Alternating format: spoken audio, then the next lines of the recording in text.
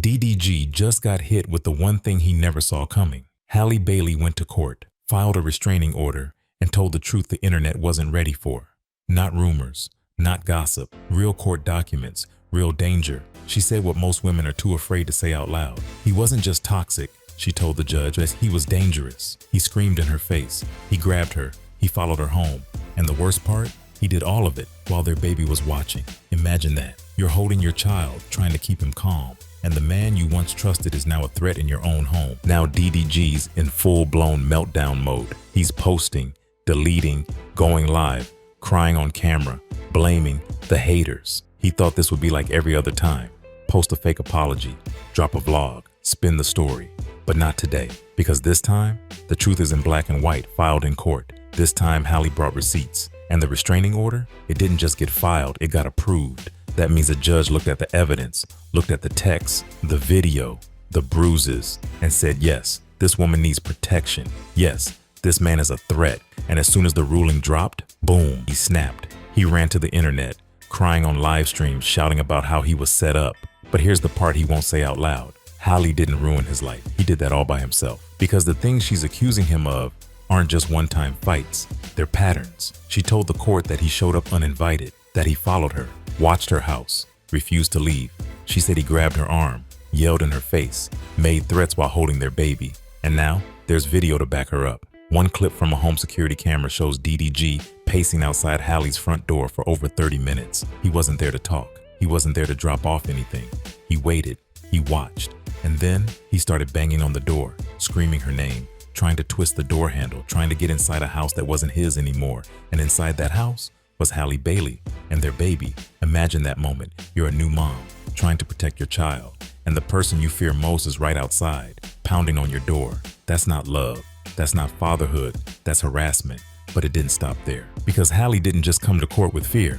She came with proof. She brought screenshots, text messages where G said things like, "I'll ruin your career. You'll regret this. I don't need a court to tell me when I can see my son." Let's talk about that last line. I don't need a court to tell me when I can see my son. That's not a father looking for a schedule. That's a man looking for control. He didn't want to co-parent. He wanted to dominate. And when Halle set boundaries, he lost it. That's not co-parenting. That's not maturity. That's a threat. And when DDG realized the court was actually listening to Halle, he panicked. He didn't go silent. He didn't apologize. He flipped the script. He did what abusers always do when the truth starts closing in. He tried to play the victim. He ran to Instagram, to YouTube, to TikTok. He said, "She's keeping my son away from me." He told millions of followers this is what the women do. But what he didn't say was that Halle offered him supervised visits, real visits, multiple times. And every single time, he said no. Because to him, if it's not his way, it's not worth it. He doesn't want fairness. He wants control. And when he couldn't get it, he didn't just walk away. He retaliated. Let's talk about what happened when the court documents were made public. Because when Halle's lawyers dropped the receipts, the brands started walking. One by one, companies that once worked with DDG started cutting ties. A major music festival removed him from the lineup. A tech company canceled a six-figure deal. One brand posted a simple message: "We do not tolerate abusive behavior." They didn't say his name, but they didn't have to. Everyone knew. Even his label stopped promoting his music. No tweets, no playlist ads, no press. In this business, silence is louder than words. It wasn't just fans canceling him, it was money. And that's when DDG made his next mistake. He tried to buy his way out. According to reports, he offered Halle money to drop the case. He wanted her to stay quiet, to walk away, to let him save face. But Halle, she said no. She didn't take the check. She stood her ground. And when he realized he couldn't bribe her, he got desperate. He did something disgusting. He leaked fake messages. He took old screenshots, changed names, edited timestamps, and tried to make it look like Halle was the one harassing him. But tech experts weren't fooled. The metadata didn't match. The timing didn't add up. The screenshots were fake. And now, he wasn't just an abuser. He was a liar. But the truth didn't stop there, because people close to DDG started speaking up. One friend from his old YouTube days testified in court that DDG used to brag about knowing Halle's phone passcode. Another witness said they once saw DDG tracking her car. He told them, "I always know where she is." That's not just toxic. That's scary. That's obsession. That's stalking. That's not a man trying to see his son. That's a man trying to control a woman who left him. And through all of it, Halle Bailey never cracked. She didn't go live. She didn't drag him in interviews. She didn't post cryptic captions or like shady tweets. She stayed focused. She protected her child. She built her case. And when she walked into that courtroom, she came with everything she needed. The judge didn't hesitate. The restraining order extended. Custody granted to Halle. DDG banned from contact. No calls, no visits, not even online posts. He can't see Halo unless a court explicitly allows it. And right now, they're not allowing it. Because when a judge sees that much evidence, they don't take chances. DDG went live, again just days after, crying, sobbing, saying he was set up, saying the industry turned on him. But the truth, he set himself up. He made the threats. He sent the texts. He showed up uninvited. He broke the law. And now, he's living with the consequences. The shows? Gone. The sponsors? Gone. The fans? Quiet. Because even the people who once defended him are starting to disappear. He thought he could gaslight the world. But Halle Bailey showed him something else. She showed him that receipts beat rumors, that silence isn't weakness, it's strategy, and that when you come for a woman protecting her child, you better be ready to lose everything. Let's talk about the custody battle. Because Halle Bailey didn't just run to court without trying. She tried to co-parent. She set up dates. She created a schedule. She even communicated through DDG's mother just to keep the peace. She offered supervised visits. She offered flexibility. She did everything she could to keep it respectful. But no matter how hard she tried, DDG didn't follow through. He agreed to see Halo on certain days, then showed up early, unannounced, while she was still out of town. He was told to wait. He didn't care. He posted anyway. And then he went live, again, blaming Halle, saying she was keeping his son away, saying she was trying to make him look bad. But here's what really happened. She offered visits. He said no. She followed the law. He tried to break it. This wasn't about being a father.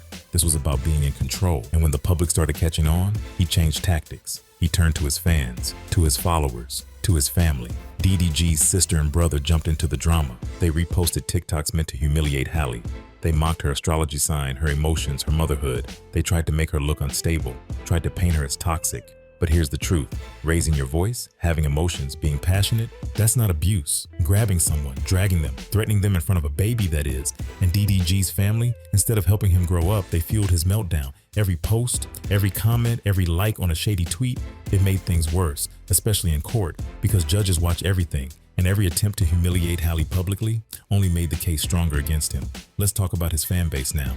Because while Halle stayed mostly quiet, DDG went into full-blown hate campaign mode. He reposted clips from people calling her a demon. He followed influencers who mocked her.